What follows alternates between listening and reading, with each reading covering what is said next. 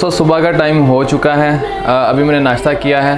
रात को मैं लेट पहुंचा था। सबसे पहले मैं आपको हॉस्टल के बाहर का व्यू दिखाऊंगा और साथ साथ करेंगे हम मज़ीद बातें। तो चलते हैं हम बाहर।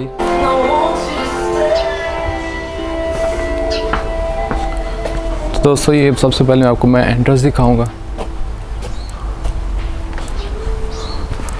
ये आप गाड़ियाँ देख लें, इनकी डिटेल मैं आपको साथ साथ ही बताऊंगा।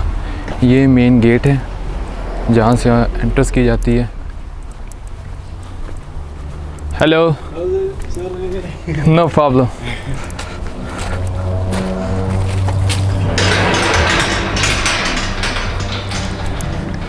ये शिप भी आप देख रहे हैं, इसके बारे में बताता हूँ मैं। सबसे पहले यहाँ से स्टार्ट करते हैं कि ये जो हॉस्टल है ये है माउंट आर्गस रोड पे। मेन रोड ये है, ये इसका लिंक रोड है। अब चलते हैं इसके अंदर।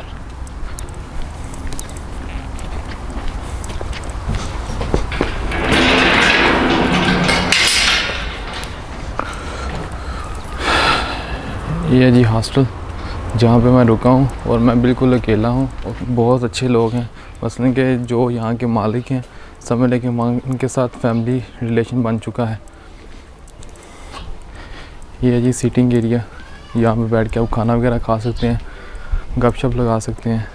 और हॉस्टल के साथ ही मैं इस रूम में ठहरा हूँ। ये इसका रोशनदान है और ये इसकी खिड़की है।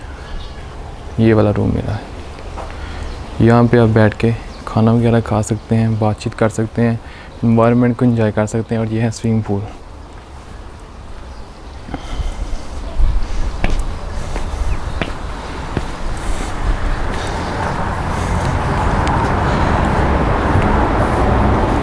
जहाँ से हमने एंट्रेंस की है ये उस रास्ते को लगता है।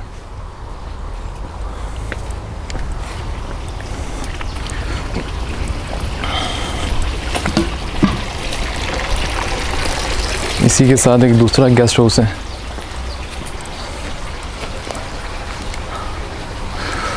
तो दोस्तों बहुत ही कमाल का ये हॉस्टल है जहाँ पे मैं रुका हूँ। और इससे भी बेहतर बात ये है कि ये बहुत ही मेहमान नवाज लोग हैं। अगर यहाँ पे रहने के लिए पैसों की बात की जाए तो तकरीबन 2000 रुपये पर नाइट है। 2000 रुपये में स्विमिंग पूल और किचन और एक अटैच बाथरूम है, यानी कि गर्म पानी आता है 24 आवर। और इसके अलावा किचन में जो कुछ खाने पीने की चीज़ें हैं, एग से लेके सैंडविच जो कुछ भी पड़ा है सभी मेरे खाने के लिए अवेलेबल है। मतलब कि 2000 में देखा जाए अगर काउंटिंग करें तो इनको कुछ भी नहीं बचता। जो मैंने आपको गाड़ियाँ दिखाई हैं, रात को मुझे इसी गाड़ी पे ले गए थे शॉपिंग करवाने के लिए। मसलन 2000 में इनको बचता क्या है और ये किस तरह मैनेज करते हैं मसलन अपने एक्सपेंस को, अपने गेस्ट को, अपने एक्सपेंडिचर को।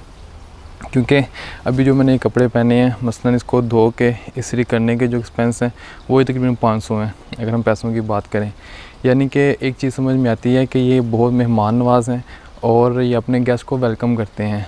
अगर एक तरफ देखा जाए कि अगर कोई फॉरेनर है, मतलब एक दफ़ा किसी शॉप पे जाता है, उसको वन टाइम में ही अगर हम महंगी चीज़ देते हैं तो नेक्स्ट टाइम उस शॉप पे नहीं जाएगा।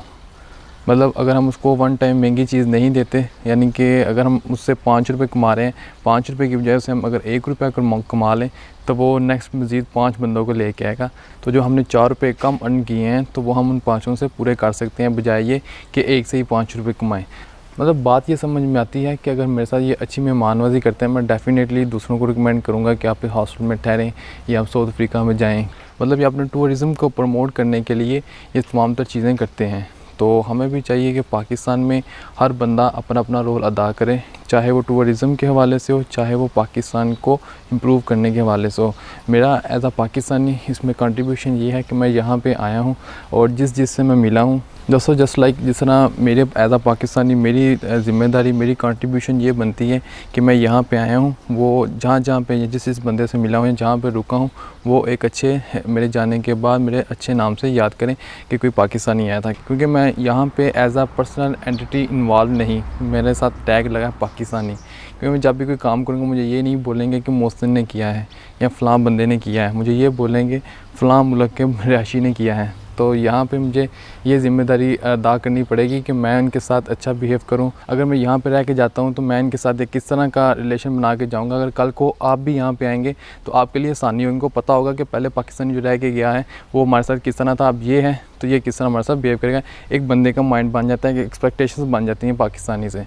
तो ये आपकी सबसे बड़ी ज़िम्मेदारी है। दूसरे नंबर पर सबसे पहले तो ये आपने इल्लीगल नहीं होना, दूसरे नंबर पे आपने अपना बिहेव, अपना एटीट्यूड, अपना रिलेशन उनके साथ अच्छा रखना है। तीसरे नंबर पे अगर आप बाहर नहीं आ रहे, आप किसी शॉप पे हैं, तो आपकी ये ज़िम्मेदारी बनती है इनमें से कोई भी आपके पास या इस कंट्री से जिस कंट्री से भी आपके पास आए, आप इनको कम मार्जिन पे रख के चीज़ दें। मतलब ऐसा ना हो कि लोकल से आप 2 रुपये कमा रहे हैं, अब ये इनमें से कोई आपके पास जाता है तो 5 रुपये कमाएँ, ऐसा बिल्कुल ना करें। बल्कि लोकल से अगर 2 रुपये कमा रहे हैं तो उनसे आप 1 रुपया कमाएँ। इससे ये होगा जो भी फॉरेनर मतलब कि आपके पास होकर बाहर जाएंगे तो वो आपकी हमेशा तारीफ़ ही करेंगे। उनको बंदे को खुद भी पता चल जाता है कौन सस्ती चीज़ दे रहा है कौन महंगी, ऐसा नहीं कि पता नहीं चल रहा। क्योंकि मैं जहाँ पे हूँ मुझे पता है कि मुझे कहाँ पे सस्ती चीज़ मिली है, किस बंदे ने कैसा ट्रीट किया है। ऐसा हरगिज़ ना सोचें कि उनको महंगी चीज़ दूँगा तो पता नहीं चलता, पता चलता है लेकिन खामोश होते हैं, कुछ कर नहीं सकते। दोस्तों इसके साथ साथ एक गुड न्यूज़ भी है। मेरा रब्ता हुआ मेरे फैमिली कज़न से जो कि मेरे भाई लगते हैं और वो डरबन में मौजूद हैं। उनके साथ एक पूरी कम्यूनिटी है पाकिस्तान की जो कि अभी ग्रुप की शक्ल में मुझे मिलने आएंगी और हमने प्लान किया है कि हम ग्रुप की शक्ल में निकलेंगे, कुछ बीचेस या पार्क्स या इस तरह की प्लेसेस विज़िट करेंगे। तो कुछ ही मिनट्स में वो जहाँ पे पहुँचेंगे तो फिर मिलते हैं आपको नई जगहों पे। तो दोस्तों अभी मैं मौजूद हूँ केप टाउन, बहुत ही खूबसूरत शहर है साउथ अफ्रीका का, और मैं मौजूद हूँ जिस एरिया में, यहाँ मेरे कज़न रह रहे हैं। तो दोस्तों ये है मेरे कज़न जिनके पास मैं केप टाउन रुका हूँ। से हेलो। हेलो। तो अभी हम जाने लगे हैं कहीं आउटिंग करने के लिए। यहाँ के वेदर का कोई भरोसा नहीं, किस टाइम बारिश है किस टाइम धूप है। कुछ जगह ऐसी हैं जहाँ पे बारिश में मज़ा आता है, कुछ जगह ऐसी हैं जहाँ पे धूप में मज़ा आता है। अभी देखेंगे कि वेदर किस तरह का है, उस लिहाज से हम डेस्टिनेशन का इंतखाब करेंगे। तो मिलते हैं किसी ना किसी डेस्टिनेशन पे। तो दोस्तों अभी हम जाएंगे टेबल माउंटेन पे।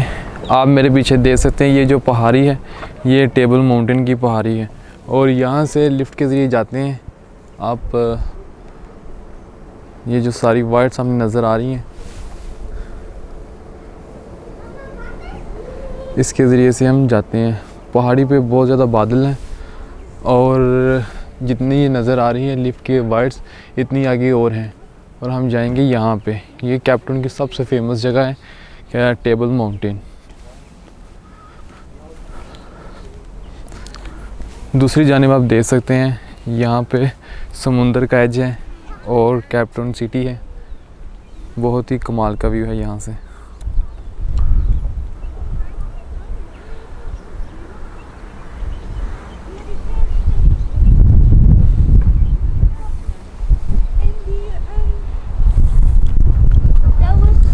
तो दोस्तों इसके अलावा आज का प्लान है कि हम टेबल माउंटेन पे जाएंगे और इसके अलावा डूबते हुए सूरज का नज़ारा करेंगे।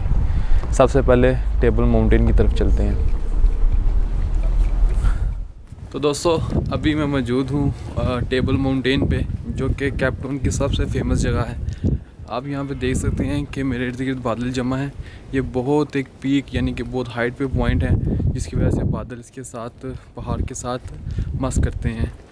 और अभी वेदर साफ़ नहीं है वरना मैं आपको हाइट दिखाता कि बहुत ज़्यादा हाइट पे यहाँ से पूरा केप टाउन नज़र आता है।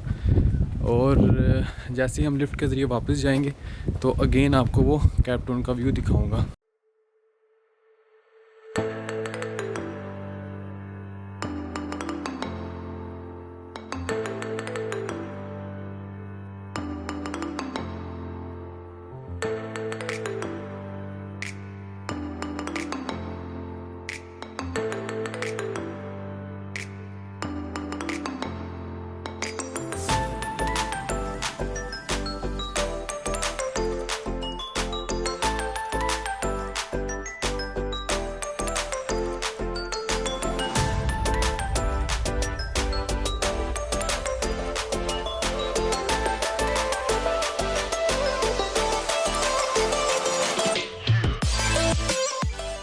बेसिकली ये कंपास के तरह बनाया गया है। यहाँ पे आप देख सकते हैं ई यानी कि ईस्ट और यहाँ पे N यानी कि नॉर्थ, W मीन्स वेस्ट और S मीन्स साउथ। मैं आपको दूर से दिखाना चाहता हूँ कि आप देखें कि ये एक बिल्कुल कंपास की तरह है, जहाँ पे सेंटर में केप टाउन का पूरा नक्शा ड्रा किया गया है। तो दोस्तों रियली एक बहुत ही अच्छी प्लेस है, जिसे केप टाउन की सबसे हाईएस्ट और फेमस जगह कहा जाता है, वो है टेबल माउंटेन। यहाँ पे आने के लिए 300 रेंट की टिकट लगी है, जो कि ऑलमोस्ट पाकिस्तानी 4,500 से 5,000 रुपये बनते हैं। और बहुत हाइट पे जगह है और बहुत यहाँ पर सर्दी है।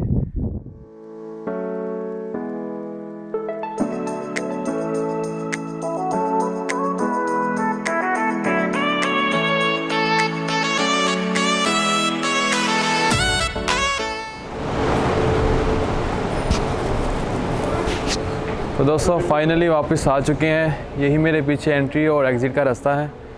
और अब हम जाएंगे एक ऐसे स्पॉट पे जहाँ पे सूरज डूबता है समुंदर में। बहुत ही कमाल का नज़ारा है। और अभी हम निकलने लगे हैं यहाँ टेबल माउंटेन के एंट्रेंस से।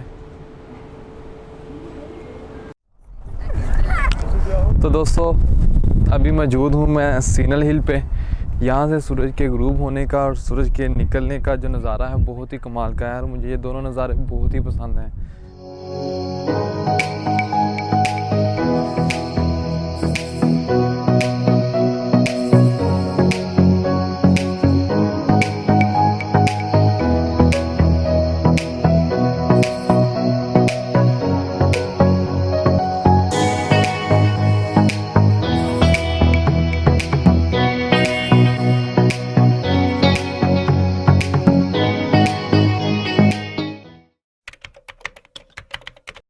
तो दोस्तों अभी मैं नहा के फ्रेश हो गया हूँ और मैं बनाने लगा हूँ अपने लिए खाना।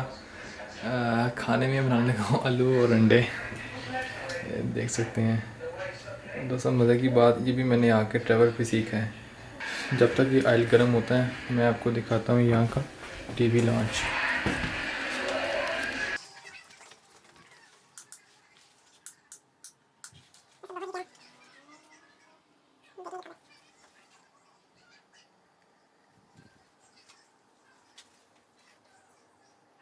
सभी एंटीक चीज़ें पड़ी हुई हैं। तो दोस्तों ये था मेरा एक्सपीरियंस हॉस्टल के साथ, यानी कि पे मैंने हॉस्टल का किया है और यहाँ पे एंजॉय मैं होटल वाला कर रहा हूँ। मतलब हर चीज़ ही बहुत बेहतरीन। सफ़र में निकलना चाहिए। अगर आपके पास टाइम है, पैसे हैं, मैनेजमेंट कर सकते हैं तो आप सफ़र पर लाजमी निकलें। और मैं आपको यही रिकमेंड करूँगा कि आप सफ़र पर अपने किसी ग्रुप में दोस्त, अहले बाप या रिश्तेदारों के साथ निकले। उसमें बहुत कुछ सीखने को मिलता है और मैनेजमेंट भी डिवाइड होकर आती है। मसलन जिस तरह मैं अभी अकेला ही खाना बना रहा हूँ, सुथराई का, सफाई का और शॉपिंग का और उसके अलावा कपड़े धोने का, ये सारा काम डिवाइड होकर आता है।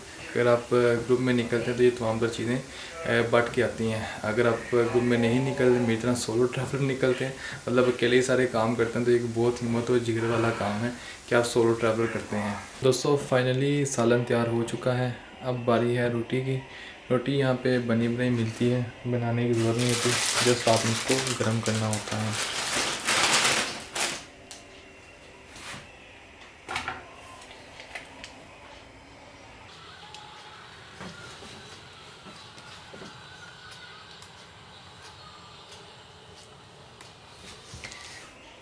तो दोस्तों आई थिंक मुझे लगता है आप भी सोच रहे होंगे कि बाहर आके साउथ अफ्रीका में आलू अंडे खाने हैं तो बाहर आने की क्या ज़रूरत थी, घर पे ही खा लेते। दोस्तों मैं बताना चाहता हूँ कि यहाँ पे हलाल फूड की बहुत केयर करनी पड़ती है। बल्कि यहाँ पे नहीं, आप जिस कंट्री में भी हो अगर इस्लामिक नहीं है तो आपको बहुत केयर करनी पड़ती है। तो एक तो ये है कि ये आसानी से मिल जाती है, और दूसरा ये कि बनाने में आसान है, और तीसरा गोश्त से मैं परहेज़ ही करता हूँ, चाहे मैं पाकिस्तान में हूँ या पाकिस्तान से बाहर। तो बेहतर है कि बंदा इस तरह की चीज़ खाए जिस पे हराम होने का शुबा ना हो। तो मैंने फिर यही डिसाइड किया है कि आलू अंडे ही बनाने हैं। तो दोस्तों ये ऑलमोस्ट तैयार है, तो मैं खा के अब सो जाऊँगा, रेस्ट करूँगा, और सुबह फिर मिलते हैं नए एक्सपोजर के साथ और नई चीज़ों के साथ और नई डिस्कवरी के साथ। तब तक के लिए